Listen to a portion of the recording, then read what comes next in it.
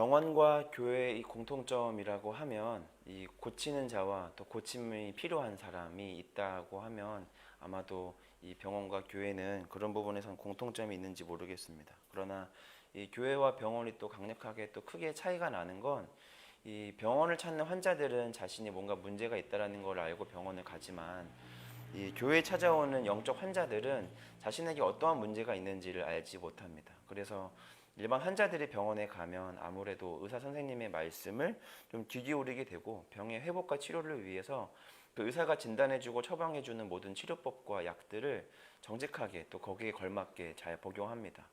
그러나 이 교회 찾아오는 영적 환자들은 자신에게 어떠한 심각한 문제가 있다는 것을 크게 인지하고 있지 못하기 때문에 말씀을 통하여 하나님께서 우리 가운데 진단하시고 또 처방하시는 그 처방법에 따라서 사람들은 그 말씀에 온전히 좀 순종하지 않는 모습들을 알게 됩니다.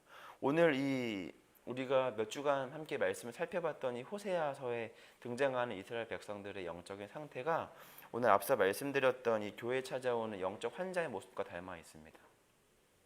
그들은 심각한 문제를 가지고 있지만 그러나 정작 심각한 문제를 가지고 있는 영적 환자가 되는 이스라엘 백성들은 그들이 지금 향하고 있는 이 길의 끝이 어떠한지를 모르고 있고 오히려 살고 싶은 사람은 간절함이 없는데 살리고 싶은 하나님만 그들을 향하여 듣지 않는 이 귀머거리를 향해서 마치 소리치고 있는 것처럼 돌아와라 돌아와라 다시 말씀 앞에 서라 너희들의 죄가 그러하다라는 이 하나님의 강력하고도 또 절규 어린 고백이 이 14장의 이 모습들을 이제 가득 채우고 있습니다. 그러니까 정작 죽을 사람들은 이 문제에 대해서 굉장히 의연한데 살리고 싶은 사람만 이 문제에 대해서 심각성을 알기 때문에 끊임없이 그들을 살리기 위한 이제 노력들을 하고 있다라고 하는 겁니다.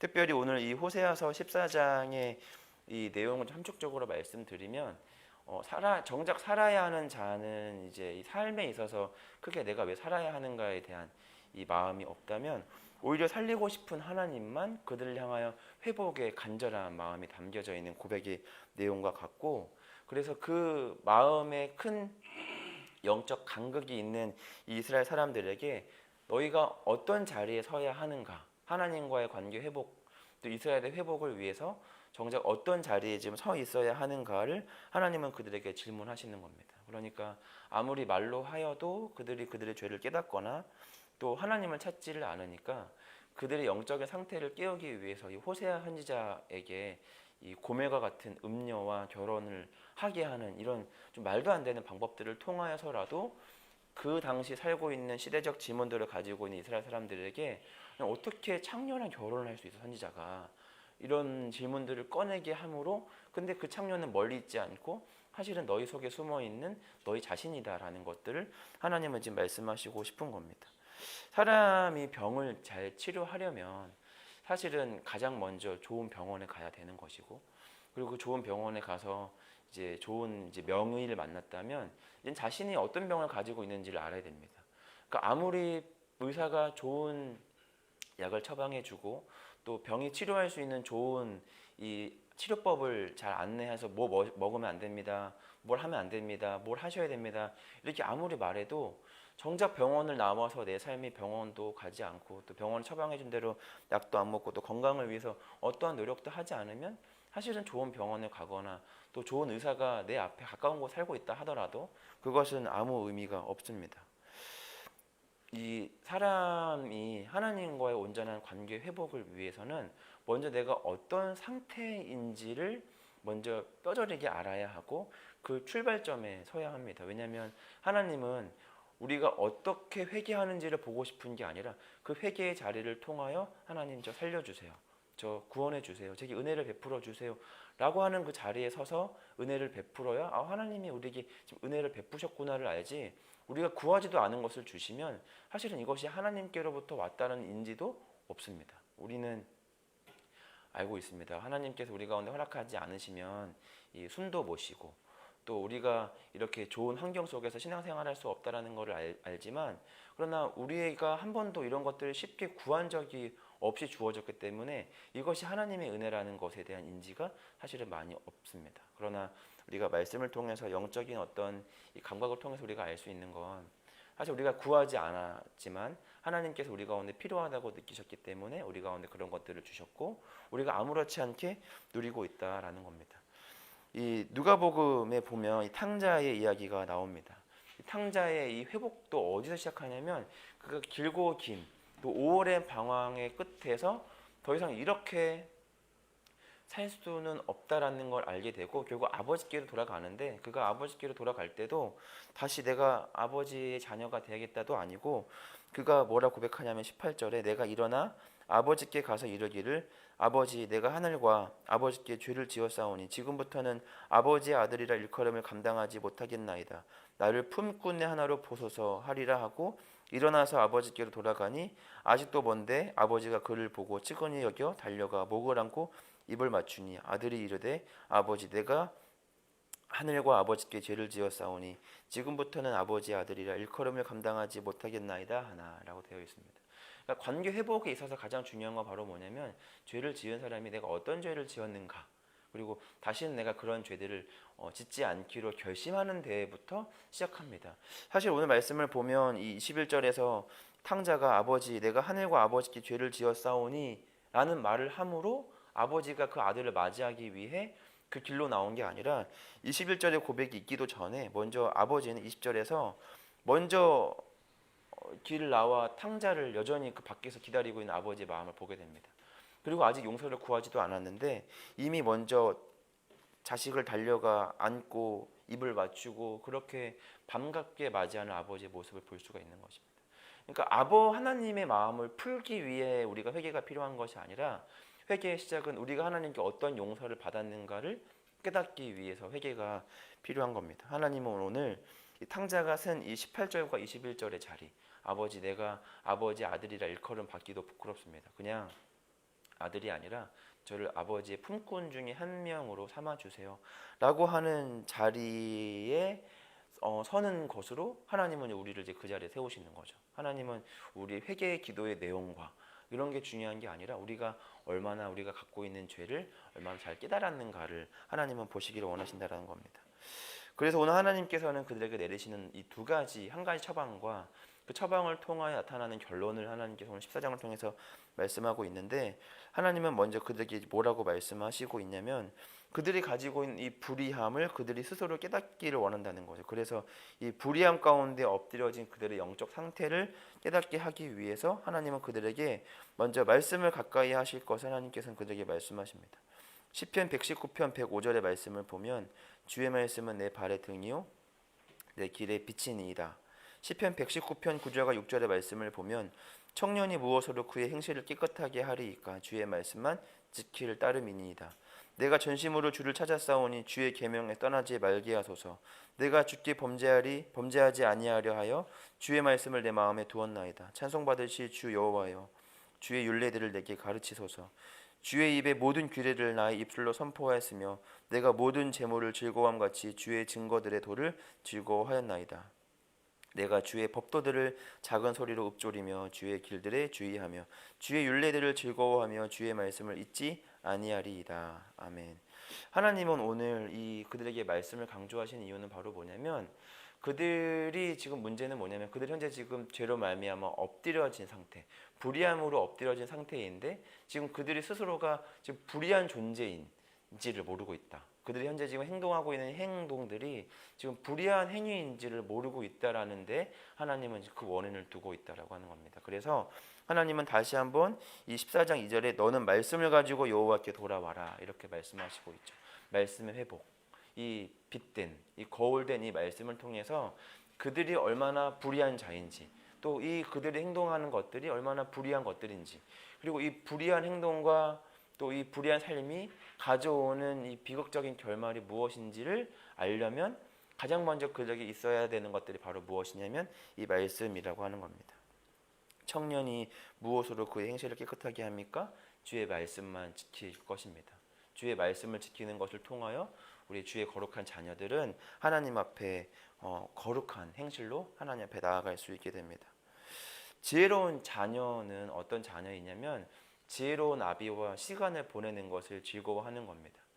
복받은 그리스도인들이 어떠한 사람들인가 생각을 해보면 하나님을 믿음으로 이 사업이 성공하고 또 많은 재물들, 좋은 집, 좋은 차 뭐 이런 것들보다 사실은 진짜 복받은 그리스도인들은 바로 뭐냐면 말씀 읽는 게 즐거운 사람들, 또 예배 드리는 게 너무 기쁨이 되는 사람들, 또 찬양하는 것이 감격인 사람들, 또 하나님의 말씀을 지켜 살아가는 이 삶이 가치 있다라는 것들을 믿고 실제로 그 가치를 이 감정적으로 느끼며 살아가는 사람들입니다.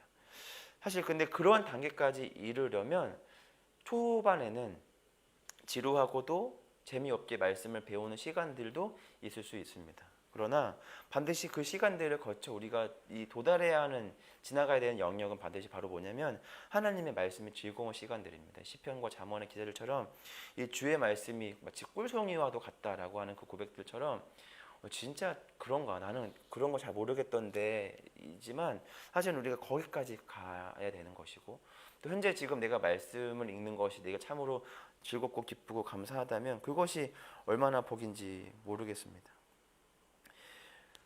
오늘 그리고 이 14장 4절 이하부터는 이 특별히 이 말씀의 회복을 통하여 하나님께 돌아온 백성들이 누리게 되는 특권과 결론을 하나님께서 말씀하시고 있는데, 이 진심으로 회개하며 돌아온 이스라엘 백성들을 향해서 하나님은 복을 베푸시기를 약속을 하시고, 더 나아가서는 이 백합화와 같이 꽃을 피고 이 뿌리 깊은 백향목처럼 그들을 단단하게 세우실 것을 약속합니다. 말씀의 회복이 있을 때 이 백합화와 같이 백향목처럼 단단하게 뿌리를 내리고 아름다운 꽃으로 개화할 수 있도록 하나님이 하실 거라고 하는 겁니다. 그래서 하나님은 그들에게 이스라엘과 같이 우리와 함께 하실 것을 우리 가운데 약속합니다.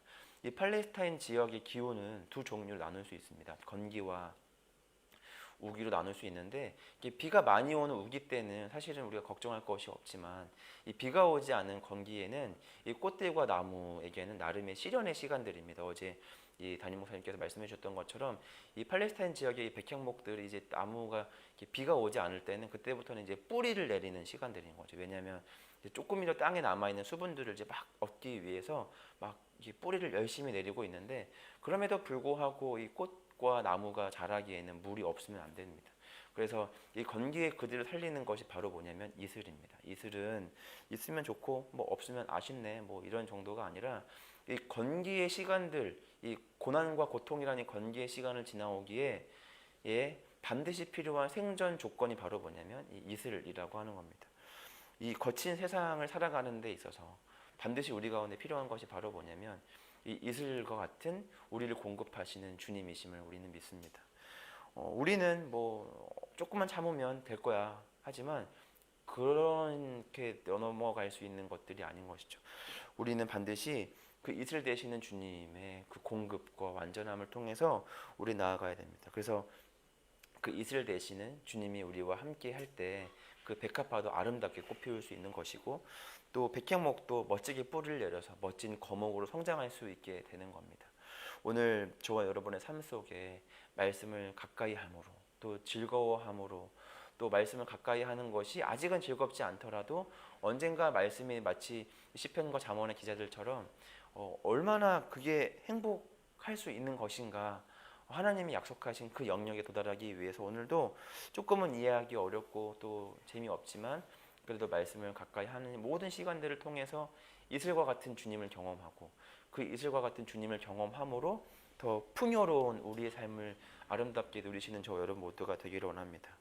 사실은 뭐 천국 죽기 전에 하나님 만나는 게 사실은 제일 중요하겠지만, 그럼에도 불구하고 우리가 건강할 때 하나님이 우리 가운데 허락하시는 삶의 모든 풍요로움을 누리는 것이 사실은 중요합니다. 다 뭐 늙어서 이제 산소호흡기 붙여서 죽을 날만 기다리고 있는데 그제서야 삶의 즐거움들을 깨닫는다면 사실 그 얼마나 비극적입니까? 세상에는 아름답고 가볼 곳도 많고 볼 곳도 많고 먹을 것도 많고 누릴 아름다운 하나님이 우리 가운데 허락하신 정말 선한 즐거움들이 참 많이 있습니다. 그런 것들은 건강할 때 누려야 하는 것처럼 사실은 우리가 영적인 즐거움도 반드시 우리 가운데 있다는 거죠. 죽기 전에 주님 만나고 아버지 품으로 가는 것도 참 아슬아슬하게 세입하는 것도 뭐 되겠지만, 사실 우리가 건강할 때 충성의 묘미, 건강할 때 순정의 묘미를 아는 것도 사실은 중요합니다. 충성이라는 것이 그렇게 고달픈 것만은 아닐 줄 믿습니다. 순종하는 게 그렇게 억울한 일만은 아닙니다. 그 억울함 너머에 또 그 고달픔 너머엔 그 충성과 사랑과 또 순종과 희생의 그 아름다운 그 맛이 존재한다는 겁니다. 그 영적인 풍요로움과 세상의 그 풍요로움은 우리가 지금 건강할 때 사실 누리면 가장 좋은 것이 아닌가라는 생각을 하게 됩니다. 말씀을 가까이 함으로 이슬과 같은 주님을 깊이 경험하시기를 바라고, 그 이슬과 같은 주님을 깊이 경험함으로 인하여 우리 영적, 육체적, 정서적, 영적 자아가 하나님 앞에 더욱더 건강하여져서 하나님이 우리 가운데 허락하신 그 모든 것들을 아름답게 누리며 즐기며 또 우리 가운데 주어진 영적 책임들을 하나님 앞에 성실히 다하는 오늘 하루가 되기를 간절히 소망합니다. 오늘 말씀을 기억하면서 다시금 우리가 나아갈 것은 우리가 말씀을 통하여 어떤 존재인가를 깨닫기를 원합니다. 그래서 우리가 혹시 이 호세아서에 등장하는 이스라엘 백성들처럼 나는 잘하고 있다라고 믿고 있지만 실상은 그 멸망의 자리로 내가 가고 있지는 않은가, 또 반대로 잘 가고 있는데 이 영적 이 패배주의가 내 마음에 팽배해서 잘 가고 있는데 아니야, 난 안 되고 있어, 난 지금 잘못되고 있어, 지금 그렇게 말하고 있지는 않은가, 말씀을 통하여 온전한 나의 상태를 잘 판단하고 조명할 수 있도록 지혜와 안목을 허락하여 주시고, 더 나아가서 오늘 하루 더욱더 말씀을 가까이 하는 하루가 되게 하시고, 더 넘어가 그 말씀을 가까이 하는 것으로만 끝나는 것이 아니라 말씀을 가까이 함으로 그 이슬과 같이 나를 살리시는 주님을 깊이 경험할 수 있는 우리가 되게 하셔서 우리 삶이 진정한 아름다운 영적 풍요로움을 누릴 수 있는 우리 모두가 되게 달라고 함께 우리 기도하겠습니다. 먼저 우리 주기도문 하고 각자 나오시 기도 제목 가지고 함께 기도하겠습니다. 하늘에 계신 우리 아버지, 아버지의 이름이 거룩하게 하시며 아버지의 나라가 오게 하시며 아버지의 뜻이 하늘에서와 같이 땅에서도 이루어지게 하소서. 오늘 우리에게 일용할 양식을 주시고 우리가 우리에게 잘못한 사람을 용서하여 준 것 같이 우리 죄를 용서하여 주시고 우리를 시험에 빠지지 않게 하시고 악에서 구하소서. 나라와 권능과 영광이 영원히 아버지의 것입니다. 아멘.